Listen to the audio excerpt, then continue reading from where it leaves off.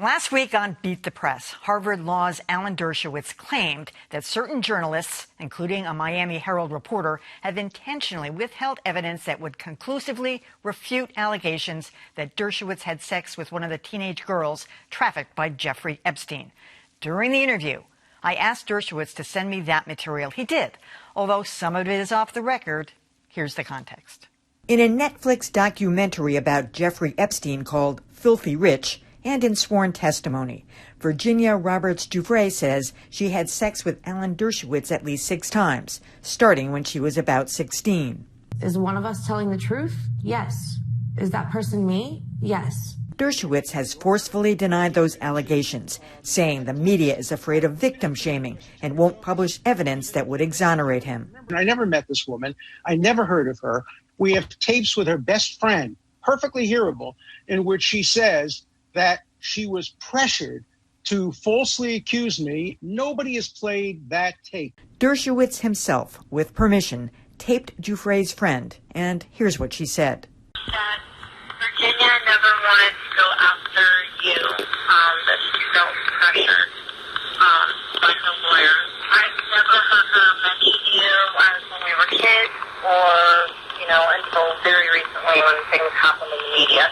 Dershowitz believes Giuffre went after people like him and Victoria's Secret billionaire Leslie Wexner as part of a shakedown, threatening to publicly accuse them of sexual misconduct if they didn't agree to a settlement. A court case is pending. So, Dan, this gets a little complicated. Alan did send me a number of tapes. That was the only one he gave me permission to use on the air. As you're probably aware, there was a federal judge unsealed documents and tapes and everything in that case. I think they're going to be released next week.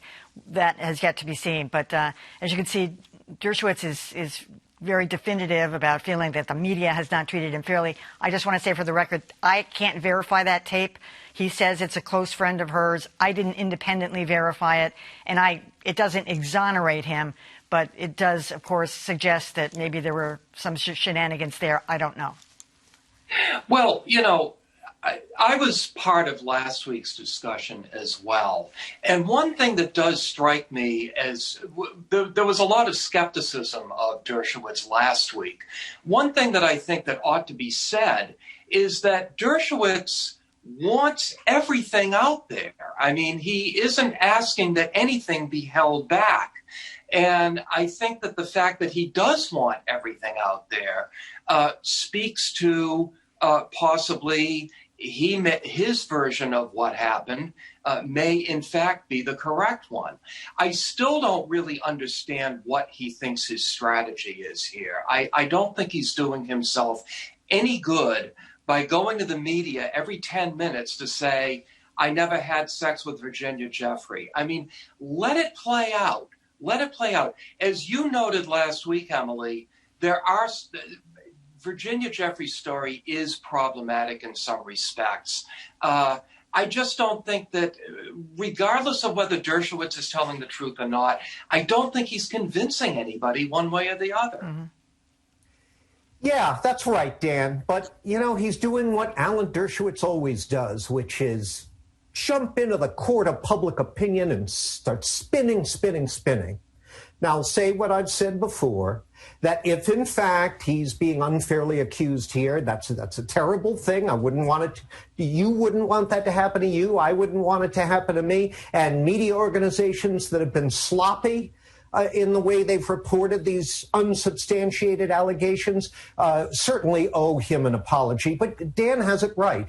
Let it play out. I mean, in the meantime, is he suffering damage? His newfound pals in the Trump universe are probably all saying, attaboy, Alan, way to go. He's getting plenty of FaceTime and press coverage, seems to be what he loves most. So, yeah, let it play out. And if you're exonerated, then bring on the apologies from media organizations. Absolutely. Okay, so I'm not a lawyer, nor do I play one on TV. But something I do know is that tape that you played is what they call hearsay. So let's give him the grace that really is the friend, because you couldn't verify that for sure. But even if it really is the friend, that is hearsay. However, let me just follow up and say that Jeffrey herself has said she wants all the information out there.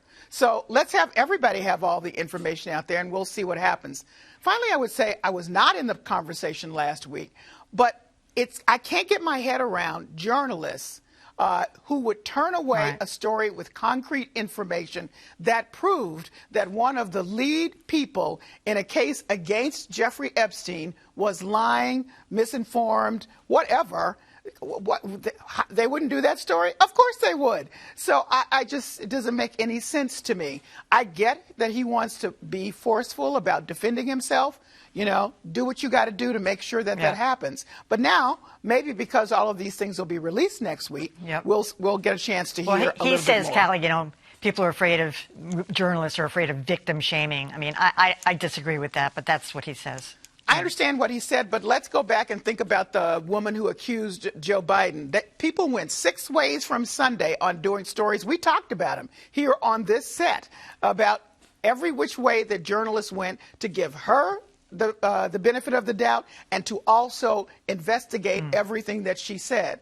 So I'm going to say that Julie Brown or anybody else who is in the middle of doing this story or an ongoing story about this would put the same kind of effort into it. I just don't believe they would say, ooh, don't want to victim shame. No. That's a scoop.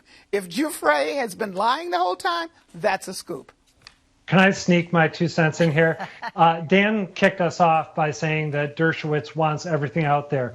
We got to append an asterisk to that. He wants everything out there except the material that he provided to Emily off the record. Yeah. Well, there's a reason for that. There's a reason for that, because there may well be, but it shows that he does not, in fact, want everything out there completely yet. As John said, if he's being unjustly accused, and if media organizations are covering up exculpatory evidence, that's a shame for him and a shame on them. But there are things about his claims that give me pause. For example, I'll just mention one. I know we've been talking for a while. The idea that there's a shakedown on Jeffrey's part to take down him and Leslie Wexner. I remember an excellent New York Times piece, I believe it was the Times, detailing all the highly credible allegations of sexual misconduct against Wexner by people who had worked at Victoria's Secret models. I can't recall if there were staffers involved as well. And from that claim of Dershowitz's, I can't tell if he thinks that's legitimate or not. I think he thinks that Wexner paid off that woman and some other people so he wouldn't be part of the story. That's my take on it. Oh, okay. Yeah. For me, there are still red flags here. And I will throw in just finally, remember that piece that Dershowitz wrote about, I can never remember how to pronounce the name. Is it Ghislaine Maxwell? Am I getting it right? Yeah, Ghislaine. Go ahead. Ghislaine. Sorry, I wasn't classy enough. Anyway, he wrote this piece early on saying, hey, everybody, don't rush to judgment on Ghislaine Maxwell. There's reason to judge her harshly based on what we know so far. Right. So, all right. take his account with all those caveats. Okay.